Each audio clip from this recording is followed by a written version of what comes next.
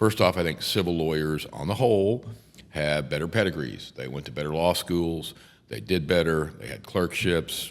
So generally speaking, no apologies necessary to me and my brethren, the criminal defense lawyers, the civil lawyers have better academic pedigrees. That's just generally speaking what happens. The second difference is most really good civil lawyers, and I'm skewing more towards plaintiffs and high-end litigation lawyers than just general civil lawyers and across the board. I think a lot of good civil lawyers had better training. They went to work for big firms. They went to work for Jones Day. They went to work for whomever, where they were working, they had to bill 2,000 hours a year, which means they're working 15 hours a day sometimes. There's just lots of reps and lots of experience around them and lots of resources. So I think their training, most criminal defense lawyers, the training they got was either on their own or they worked at the DA's office, where you don't have the resources, you don't have the support, you don't have the ecosystem that those guys had. The third thing is, that I think most civil lawyers have a more stable home life than most criminal lawyers. I'm talking about high-end stuff. Look, what we do is completely unpredictable. It's never the same. The income stream is wholly aberrant. We can make, $2 million one year, and we can make, $500,000 the next year. And again, that's a whole lot of money regardless, but it varies wildly. In the civil, in the top area, you're going to know your income. It's going to be pretty steady. You're going to have the referral sources and all that. One positive thing I can say about criminal lawyers as opposed to civil lawyers, generally speaking, criminal defense lawyers are really good in the courtroom. I mean, that's where we live. That is what we do.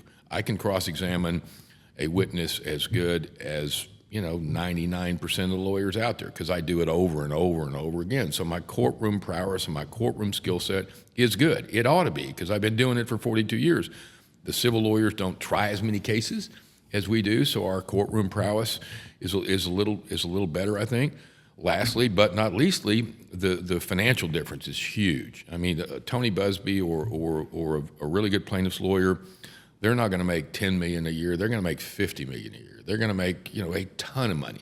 Criminal defense lawyer, again, the best criminal defense lawyers I know, they're going to make a lot of money for sure, but it's going to be $1 million or $2 million. Or in an aberrant year 3, it ain't going to be 10, it ain't going to be 20, it ain't going to be 50. And again, there's nothing wrong with making that kind of money, but your average PI lawyer, financially speaking, can buy and sell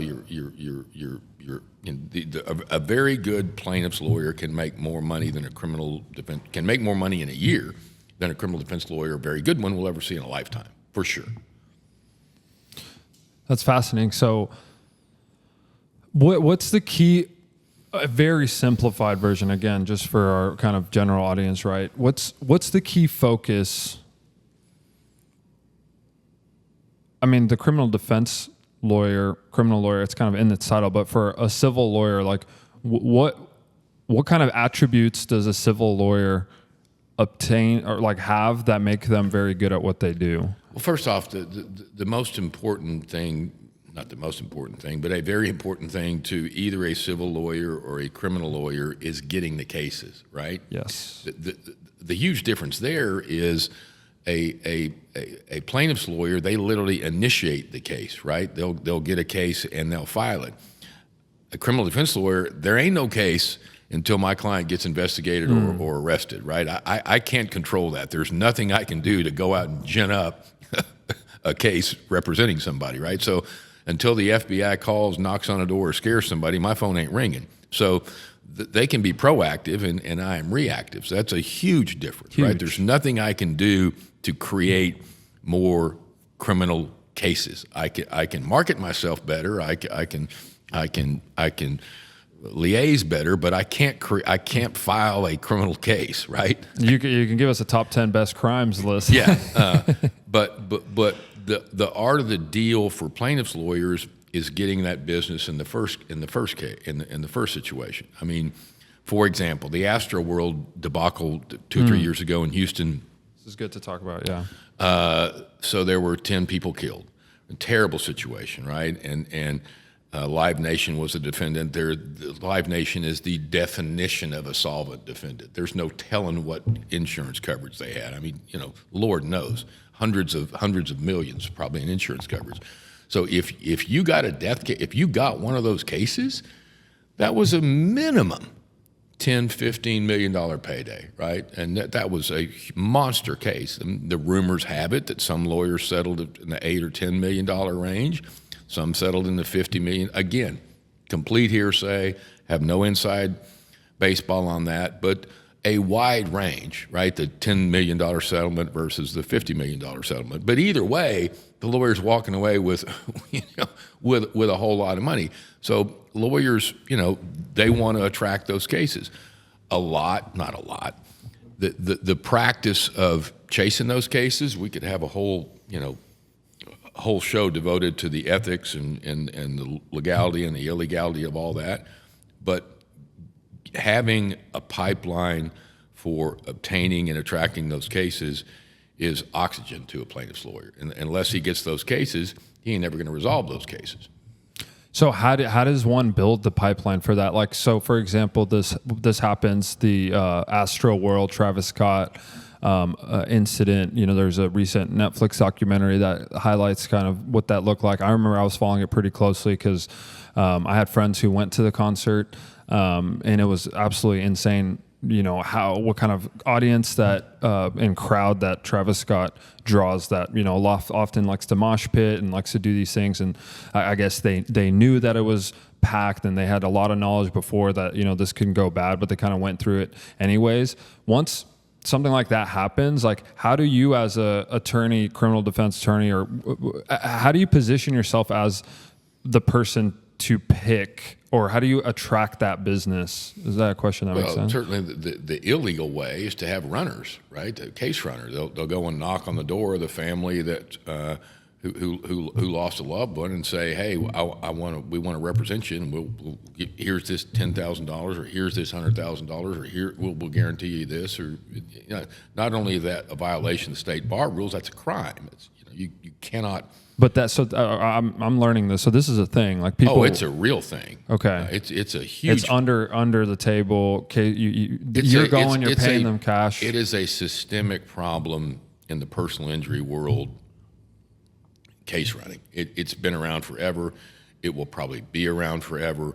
The reality of it is neither the state bar nor the DA's office has enough resources to go investigate and prove that stuff. And lawyers do it with impunity, right? So a lawyer will essentially hire a contractor or hire someone that's like, how does that work? I'm confused. A lawyer can literally knock on the door of the family of the deceased and say, hi, I'm Joe Smith. I want to represent you. I'll get you $5 million. I'll get you $10 million. I'll get you $50 million. That's barratry, right? That's a crime. And people say it doesn't happen. It happens every single day. Do all PI lawyers do that? Of course not.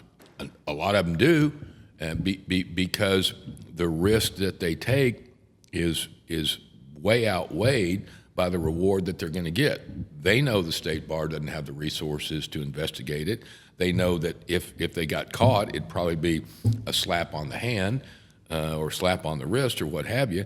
And in the meantime, if they get a case they can settle for $50 million, okay, fine. Kind of reminds me of like pre-NIL when colleges would recruit athletes. Just they'd come visit their houses and they'd pay them and give them cars and stuff. Thing. It's same thing, right? Just a much higher level, much more sophisticated. Obviously, right? So is there a version of regulating that with NIL, or is it just like an NIL version of it's the Wild West. Yeah. It hadn't changed a bit. I doubt it will ever change because the risk is more than worth it given the potential rewards. Do those of us in the legal business have a really good idea of who cheats and who doesn't? Of course we do, but I can't prove it. And it's not my problem. I think it's terrible because that's not the way you should hire a lawyer. I think it denigrates the profession. I think it denigrates the lawyer that does it. But it's happening right now.